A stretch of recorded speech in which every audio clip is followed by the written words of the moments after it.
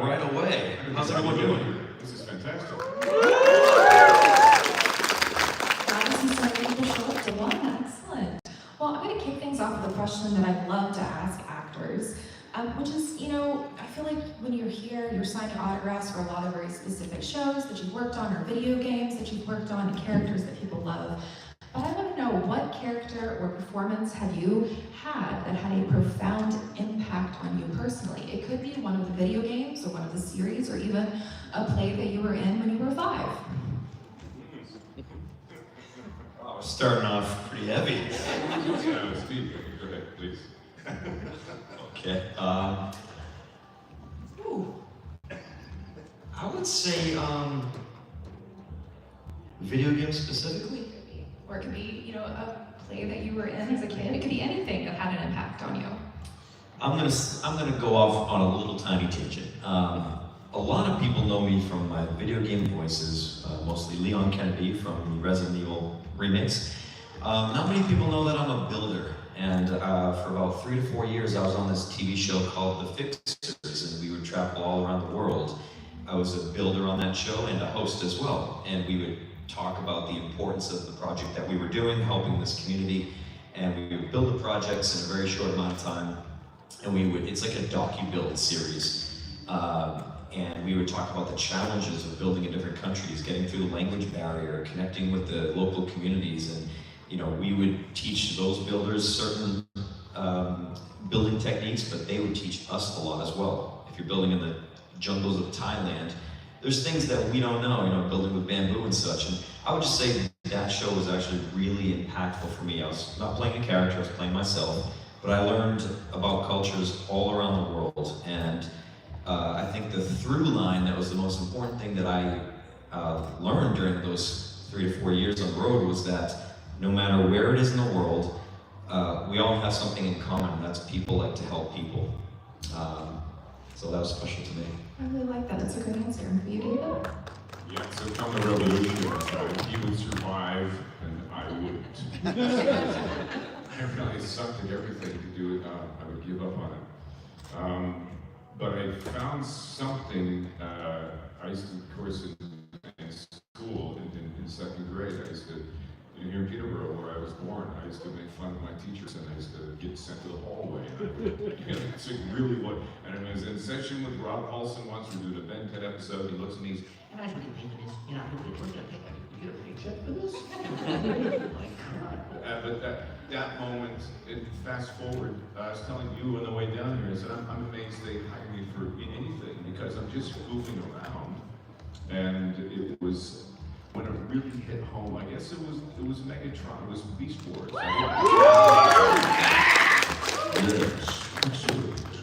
I didn't really know how this was going to play out. This here was not part of the plan. I didn't know anything about that.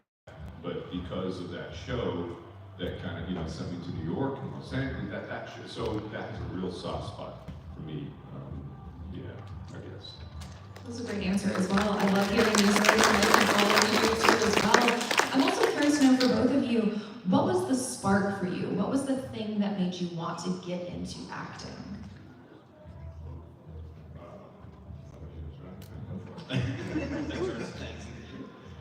Spark one. I think it was theater. I think I did. It was in Vancouver, and I just started doing some roles, and it was the very first cartoon I did was with Mickey Rooney, and he was we had a big rap party, and Mickey Rooney was there, and he was alive, and he said to us all, "Don't ever grow up. Don't ever grow up." I'm like, oh, that's pretty deep. So I decided not to. But the spark was live theater, and that's what it scared the crap out of me. But I did it, and it's nothing like it. To this day, I miss it, but that really was a spark to me. I really wanted to get good at this and be better and appreciate it. It was the theater, live theater, for me.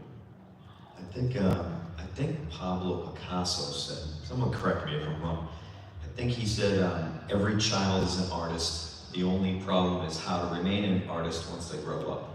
It's very good. And we get caught up with the real world and like the, taxes and the jobs and the responsibilities, but the kids are the most creative creatures on this planet. They don't have any boundaries. But, what was the question? Yes, what was the question? The spark. What made you want to get into acting? It's early, guys. Still waking up. We're just getting the gears going. When I was a kid, I've always liked cinema, always liked movies. A lot of people do. But when I was young, starting in like my early teens, up until the time I was about 25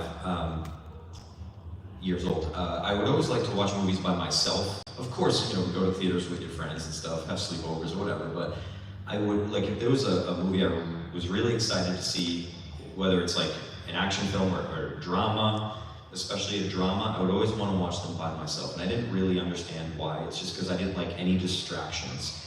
And I was taking in everything, even though I didn't know back then. I was looking at the lighting, I was looking at the frame choices, the acting, the performances. And I liked being moved and impacted by these performances by some of my favorite actors. And I guess, I'm a very expressive, emotional person, and I think deep down there was just something in there that said, like, I want to do this one day. I want to change the way someone might think about something or scenario without ever having met them. You can affect like a wide audience if you get into movies and stuff. It was never fame. I didn't want to be famous. I just wanted to like use my expression to maybe help somebody through a tricky time, because movies did that for me. And that's probably what started all that for me. Of course, watching like Indiana Jones, I always wanted to be the action star too, but that's the more profound answer. There you go. I love these profound answers, and now I'm going to ask a kind of goofy question, which I know voice acting can be kind of goofy at times, because you're in the booth making weird noises sometimes, these noises that when you're typically performing something you're not as like aware of, and then having to do these sounds for video games or for animated projects. Can you talk about like a very memorable time in the booth recording something where you were like, oh my gosh, I can't believe I have to keep making these like funny sounds, or doing anything funny like that? I'm thinking about funny moments. This is me trying to move away from the heavy questions. I would just say like the efforts that we do in like action games, those are always funny to me because they're a little bit over exaggerated. And as I'm getting older, I'm finding that they're coming true. And I'm talking like you just moving around. You ask my girlfriend, I just like get into bed, I'm just like, oh yeah, oh fuck. So I'm becoming a bit more exaggerated, get older, and it's really working out. So now I have practice. So I'm just,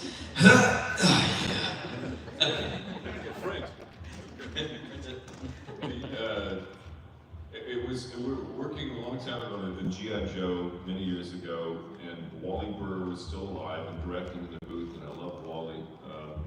He's a legend, and there was one member of the cast who was fairly new, and we all were sort of used to Wally. And then he would do stuff like, all right, just give me a little bit of a after line 3. So I can roll, take one, and we do it. Anyway, this poor guy, we get to him to do his 80s Walla, and Wally spent about, it was a long time, this poor, we slowly each started kind of walking out the studio to let him alone, because if Wally would say, okay, right here he's gonna, give you a little and he'd go, he goes, no, hang on, listen to me, and he'd go, one more time, and it kept going, and we're like, oh, we felt so bad, because Wally would, and of course when you hear the show on the air, there's a bunch of action and noise, and there's some music and stuff, and all you hear is, you don't even hear it. So I think this guy spent 45 minutes trying to get this for Wally, and you never hear. So we felt so bad, but that's Walla and that's Wally, and I felt that was an experience I had with those noises. I don't like to do them, but I felt so bad for this kid, and he was just, so just a warning, if you're doing this. Well, it's because a lot of them are really unnatural. Yeah. So we don't do these every day. Yeah. Yeah. Yeah. It's like get blown up by a grenade, go. It's like, well, I've never been blown up by a grenade, unfortunately. I don't know. Ouch! The Clank thing, they said, Clank, do a little bit, he was falling off a thing, Joe's falling, the Clank. And I'm thinking, well, do robots? No, they don't, they just fall. What they wanted him to do, and I went, I don't know, like, He said, that's perfect. He goes, that's horrible. I don't know, you just make it up. I love that so much. While we aren't doing fan questions in the room, we do have some fun pre-submitted fan questions for the both of you. So let me start with that. The first one is, if you could voice any character from a game you haven't worked on yet, who would it be and why? Oh, I have this answer just loaded, ready to go. I would love to voice Mega Man.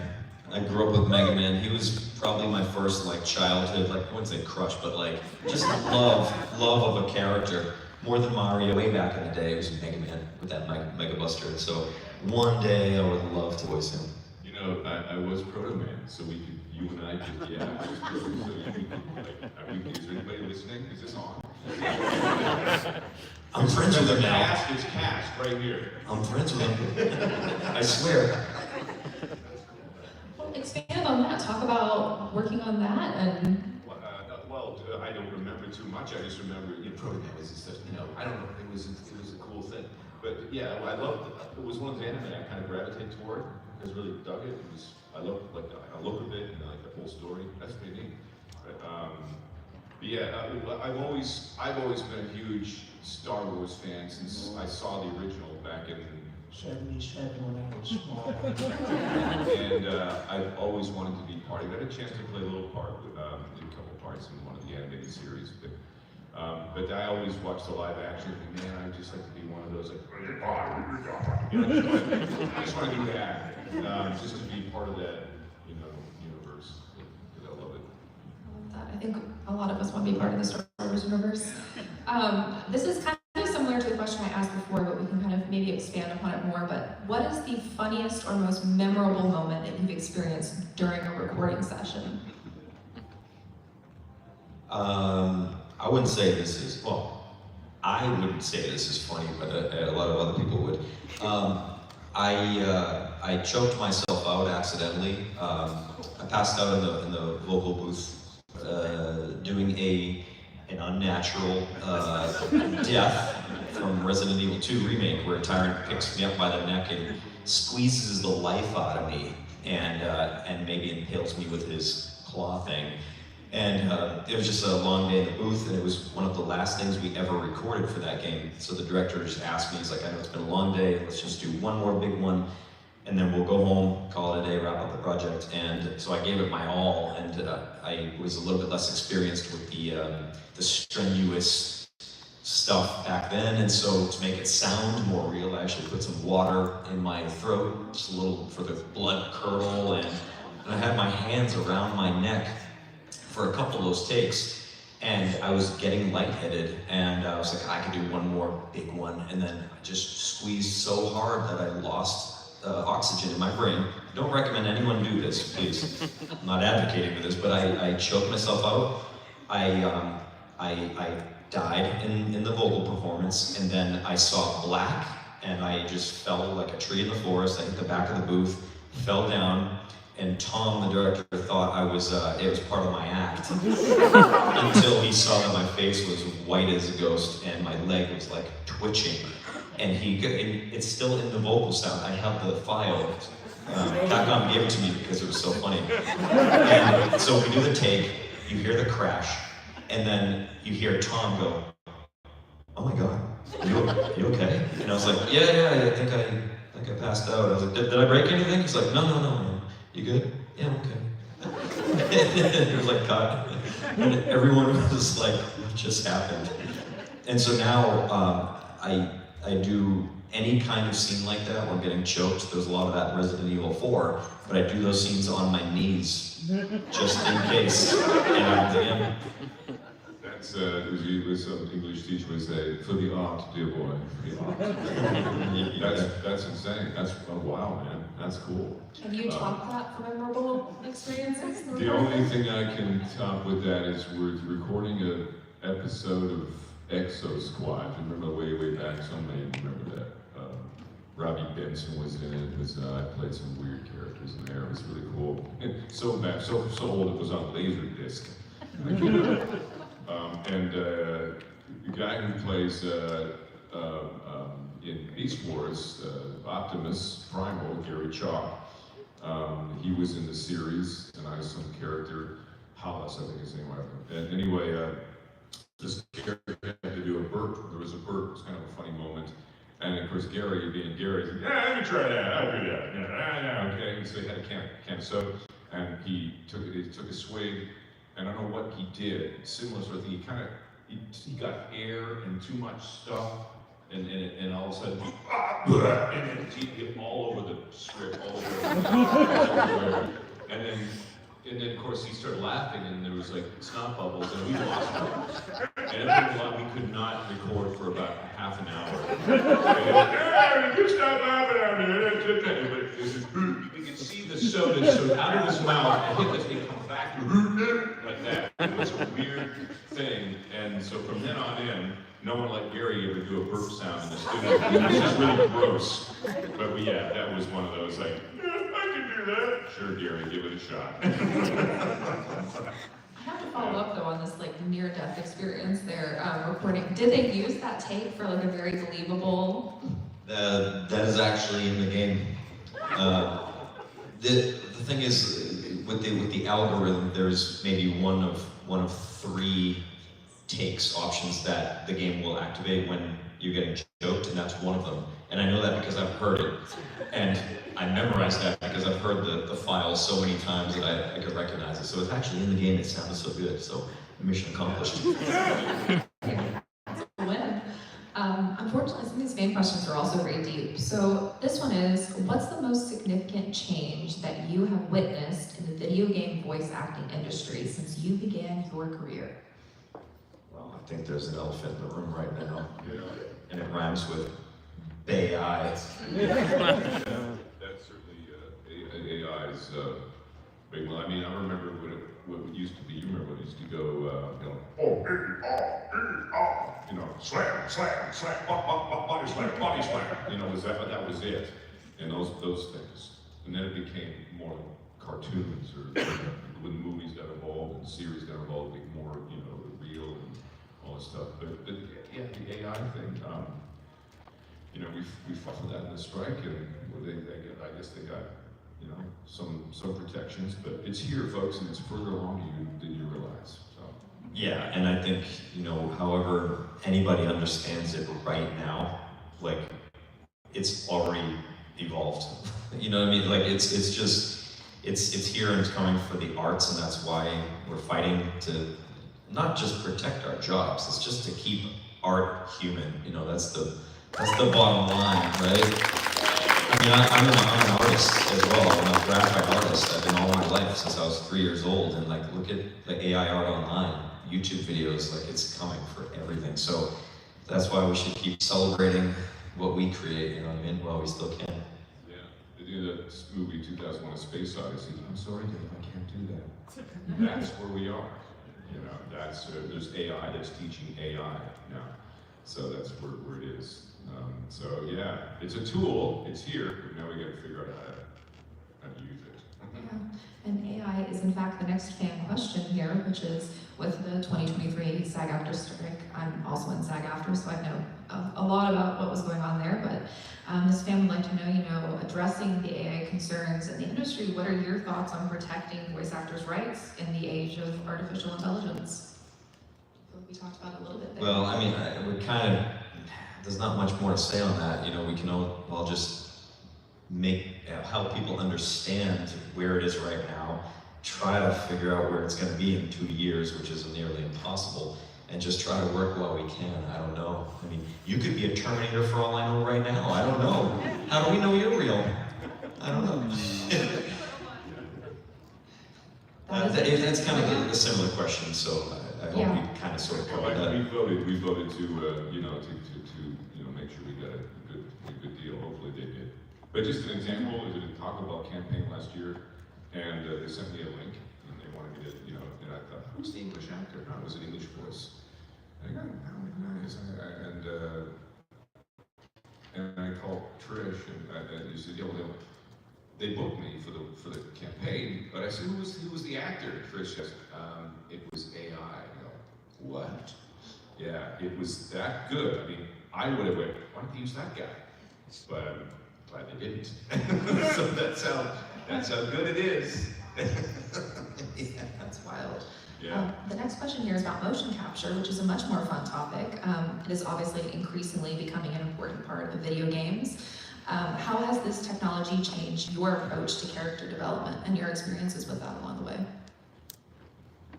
That's a good one. So personally, I guess I should always cover what motion capture is and performance capture. Some people don't realize what that is. So for a character like Leon Kennedy, I did not just do the voice in a booth. We do full performance capture in the Resident Evil games. So that means we're acting out the scenes, all the cut scenes. We act it out like theater with the other people in the room. They're capturing your facial expressions and your voice all at the same time. So it's really like your full digital performance, and then they throw avatars over it and just plug it into a game. It's very complicated, more complicated than I just made it sound, but that's what happens. And so how does that inform? Like it informs the way I move. The way that I move informs the way that I speak. I train physically for these things. So even before the audition for Resident Evil 2, way back when, like 10 years ago, I lived in the gym for like 3 weeks. I got into tip-top shape for me. I went over my weapons training, my gun training, because that was all part of the audition as well. And for me, I'm a bit of a method actor, and I like to just feel as much of the role as possible for me to get into that zone. And then once you have that, then you just kind of like play that through until the project is done. So for me, it affects everything. I prefer full performance capture than just voiceover. It's easier for me to do that and feel like that character. And I think Craig would agree. Well, I've got Craig Barnatowski here, who plays Wesker in RE4. Any fans over here? Say hello, Craig. Oh, would you agree?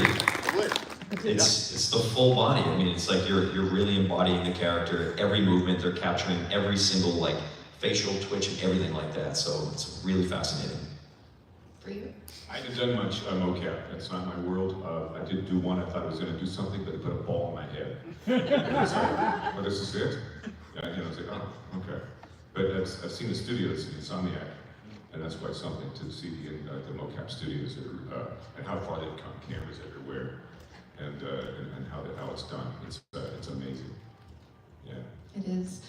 Here's a question, which is, what advice would you give to an aspiring voice actor looking to break into the video game world specifically?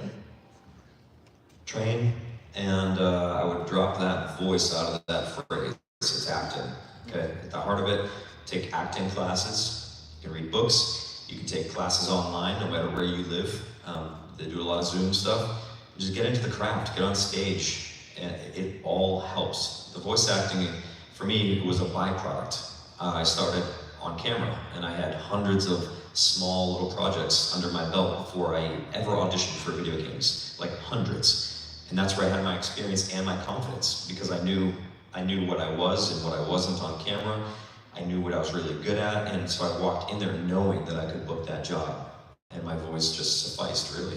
And now, since then, that was almost a decade ago, I've been really learning the fine, like the minutiae, the differences between the on-camera stuff and then behind the booth when you're just using this to convey the entire message is a little bit different for me, so I'm learning the difference. But take acting classes. Yeah, it was a big, I came at it from, I started radio all my life, and it's, as I get older, it's trying to find a human, and it's not just a voice at all. It's the human being, and you know, no matter what character you're playing, whatever you have to really, I don't know, it's difficult. It's all the nuance, like you're saying, the minutiae, the nuance of the performance, and it's not, my acting teacher used to say, "You're acting. Stop acting. You're doing too much." I learned, it wasn't until I started doing a trailer. My mentor, Don LaFontaine, in movie trailers are a different animal, and you learn very quickly when it's too much is when you go into a darkened theater. Don LaFontaine wrote those words, "in a world," and because to take you out of your world and put you into this, it has to be very, it has to be, I don't know, it's tough to kind of explain, in a world. I mean, it has to be a real person. We've all heard radio commercials, things in the past, that's, K-Tel Records, 1955, all the hits and all that sort of thing, and that's a character thing. But to be able to be a human being, and even a robot in video games, and Clank in the movie, I want my goal is to make you cry when he says, "Ratchet, you're my friend." He's a robot, but I want you to feel something, and that is human. No matter if it's a robot or what character, it has to be human.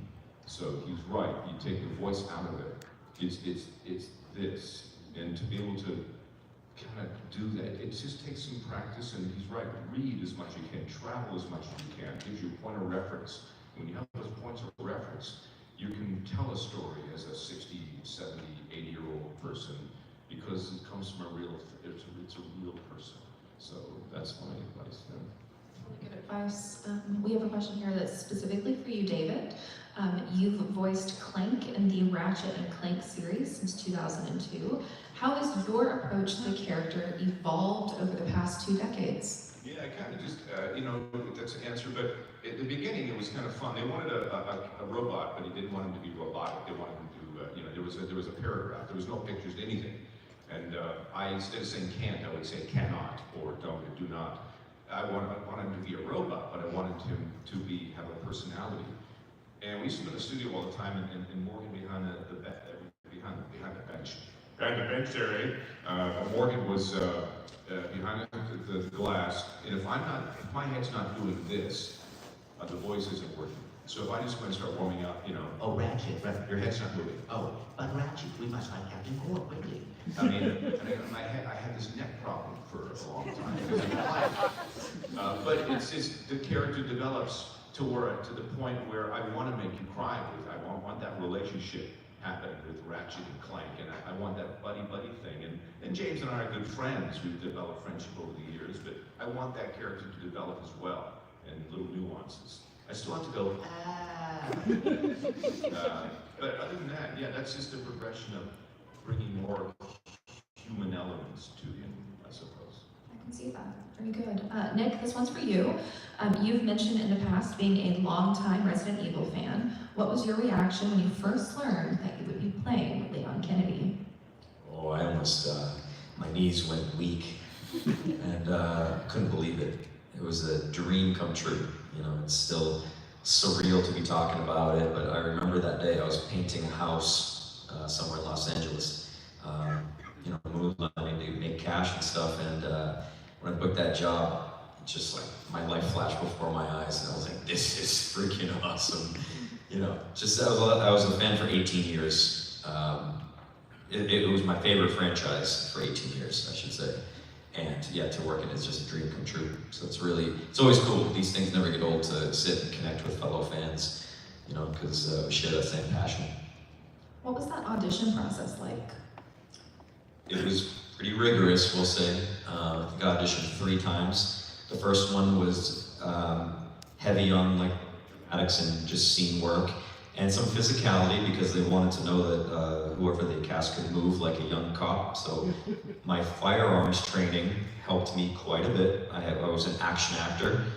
I had been doing my own stunts for about 6 years, so I was very physical. I could do those tactical roles that they wanted, and I looked good holding a gun. And the second one was all chemistry reads, director session with the producer there, and I wrote them a message after the second audition, and I had them give it to the director.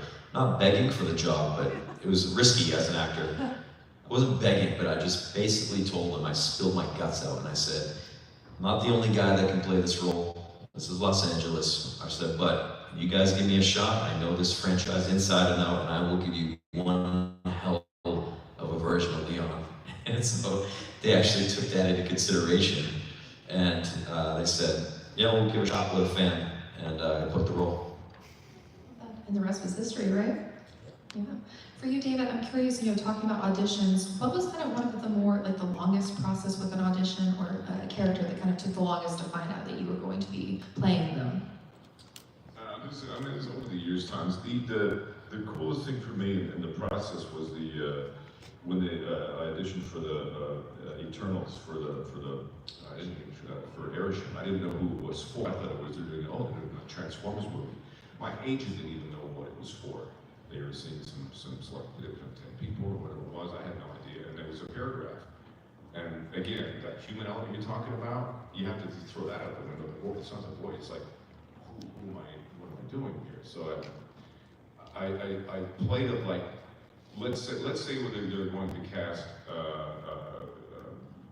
Optimus Prime again or something, I mean that they do iterations, and I thought, well, maybe they're looking for maybe Pete's gonna retire soon. I don't know, because I know Peter, but he never retires. But I just sort of did my voice, but I made him a younger Peter, transform, and we must fight. Sort of like I played that and did that with the thing. I didn't know who. And then 2 weeks go by. He says, so listen, good news. They want to, we'd like to book you for the role, and Chloe Zhao wants to have it. I go, who? Chloe Zhao. She just won an Academy Award. I go, what? Okay. She was an Ojai. I didn't know that. So it was all on Zoom still. They're still doing the Zoom stuff.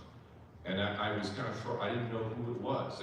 No one said anything. They brought the script to me with a hard drive, locked it. Guy said, okay, I'll just be not having breakfast. You just give it to me when you're done.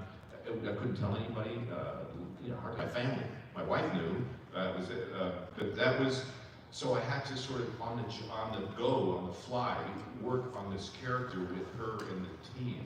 And that was freaky because there's a lot of, it's a responsibility of that. And so I did this, Michael Fassbender sort of thing, and then dropped the volume. It just dropped down in here, you just tie him. So you just talk, and they used that, and I thought they're going to replace me. Michael Fassbender's going to be in it. And I went to the movie theater, and then I go, holy shit, they kept it. I didn't know until the day. They couldn't say anything, but that was for me one of those like, oh, this is like a Hollywood thing. I'd never really experienced that. So that was my kind of like, okay, okay, here we go. I was nervous. That you didn't know until the day of. I didn't know. That's a little late. Tell us sometimes. Yeah. I mean, I knew what it was for eventually because I had to see that time the film was done, and then I would see. I go, oh, okay. I could see sort of it's a film, but then I didn't know. They couldn't tell me, or I didn't know if it was going to be in it until I went to see the movie. They had to wait 2 weeks to release me and who was the British singer that did a cameo at the end of that. Harry Styles. And I go, well, I'm not even the same, I'm in the same room as that. I mean, but Harry Styles. But they wouldn't allow us to say until 2 weeks after it was out. So it was a cool thing. I love the movie. Chloe Zhao has a certain style. It's one of those ones that can get a lot of love. But I loved her pace. It's a different type of a movie, but it was working with her. Yeah. That's incredible. No, that was fantastic. That was the exact type of stories I love hearing here and talking with actors up here. Something that I think a lot of us here love video games and playing video games to unwind. So I'm curious for you, like, what is your video game that you turn to, or kind of comfort thing to do when you're not in a recording booth? Oh, I play too many. Geez, I'm like simultaneously playing like 6 games right now. I just beat the Ninja Gaiden Ragebound, I think it's called. I just beat that. I'm playing already Guns of Fury. I travel so much that I eat up these little 2D side scrollers that come out, these Metroidvanias, like Hollow Knight, games like that, Blasphemous, Metroid, like all these games, too many. And then when I am home, yes, I unwind with consoles and I link up with friends whenever I can. Me and Craig, we have linked up quite a few times. We do like Helldivers, play Call of Duty with my friends, even Fortnite. So I like the online games, I like the single player AAA games. So yeah, I play too much, I'm sorry. Never apologize. That's a question I could answer for a couple of hours. And I'm the opposite. I rarely play. Want to play with me sometime? I had to, because I was suck at it. I have the PS5, but it sits there collecting dust. I went for the hollow room. I went for the hollow. Yeah, the holodeck, yeah. It's coming. Well, in the room when you take, it's VR. I'm waiting for that whole thing. The only one I really remember playing is what was the one you used to go up? The holes, and you used to different levels. I love playing scary zombie stuff. So that's how much I know. I'm horrible at it. I'm just, don't tell anyone. Because I'm lousy. It's like golf. Like I go, because if I sit down, I gotta finish it, and it's like I can't. I can't play 12, 19, whatever. How many holes are there? 18. I'm like 6. I'm like, I'm good. I'm done. I'll teach you Mega Man. Okay, I know that exists. You can beat Mega Man in like an I hour. can do that. See, yeah, so I'm horrible at that. I just pretend I know what I'm doing. It's working. It's not working. Yeah. In coming to these conventions, obviously a lot of people are cosplaying and a lot of people are maybe dressed up like characters that you've played. What was your first reaction the first time you saw somebody come up to your table dressed up like a character that you brought to life? Well, I'm gonna switch that around just a little bit. I love the cosplayers. Okay, like you guys are the best. I see some already. I see Anna right there. I just like it because first of all, Halloween was always my favorite holiday. It's dressing up. It's sharing your passion for your favorite stuff, whatever that is. And plus, I'm a big consumer. I'm a fan of all this stuff. That's why I like these conventions. And I mean, I'm sitting there at my table and I see cosplayers walk by that I like, and I'm like, oh my god, there's Link and there's like Yoshi and all that, like my favorites, and I get so excited, Ghostbusters and all that. And I'll just never forget the first little tiny convention I ever did in Pasadena, California, really, really small. And a really, really shy kid came up to my table, and he was in his homemade Link cosplay. You could tell, he had a shield, everything, and it looked amazing. He was really shy, and he would barely look me in the eyes. And I was like, did you make that? And he started to light up, and he's like, actually, yeah, I did. And we started talking, because I was fangirl for a great cosplay. And he just came out of his shell. And I was like, dude, give me your best Link pose. The sword drawn and the shield. And he just like lit up. And from that point, I was like, I like this. Like, I like this culture. I can't say enough about it. I love that. I love how cosplay helps people kind of like come into themselves. They're celebrating, celebrate. Spider-Man, all right. And for you, David, have you had an experience like that? Oh yeah, over the years, what's the game? Oh my gosh, see, this is how horrible I am at it. Psychonauts 2, we know Psychonauts. And you played the game, Ford Cruller? You ever see that game at all or play it? There's somebody, and it's one of those you don't hear too much, and there was a group in Boston, came up FANEXPO in Boston, and they came as the whole crew, and it was absolutely amazing. Like I was like blown away. And the time it takes to do that it's a lot of time. And for a love of a project and that blows me away, I'm lazy at Halloween. In Peterborough, it was ruined for me when I thought I was the man in black. I was 7 years old. I thought, no one's gonna know who I am. I had this cape on. I walked down the street. Hey, Dave. I go, really? And so from when I was 7, I stress out. People, what do you need for Halloween? Oh God, I don't know, Batman. I'm horrible at it. So when I see it, it just amazes me, and I think it's such a huge part and a wonderful part of the cons, which I look forward to, like yourself, to see that, because it's awesome for me. I love that.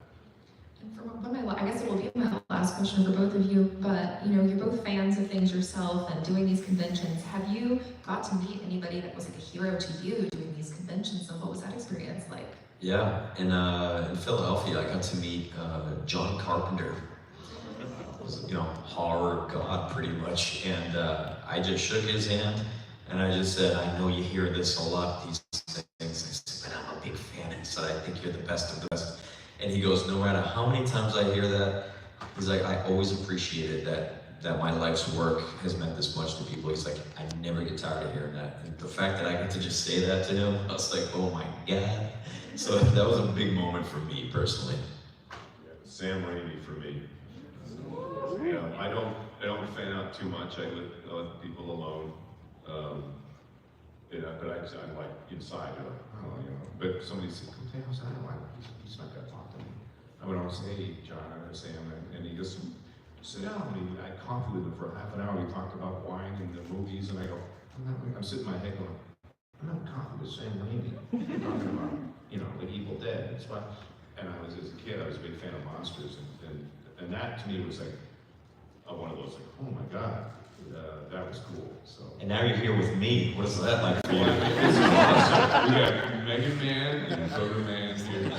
It's cool, and I haven't met him before today, and he's a kindred spirit, and that's what I love about this business, and I don't know, just give me also such great people I've met around the world, and you yourself included. So let's do this. Let's put it. You can write a letter. Write a little letter to the director. Like before. And then we'll open up an ice cream shop together. What do you say? Yeah, gelato. Let's do that. Yeah. Well, this was fantastic. I'm excited to have got to share the stage with both of you, and I'm glad some people came out tonight for opening day. Are you guys headed back to your tables? Yeah. We're about to officially begin Toronto FANEXPO, so hopefully we see some of your faces. But thank you for coming. Thanks for kicking off the show right here with us, and thank you.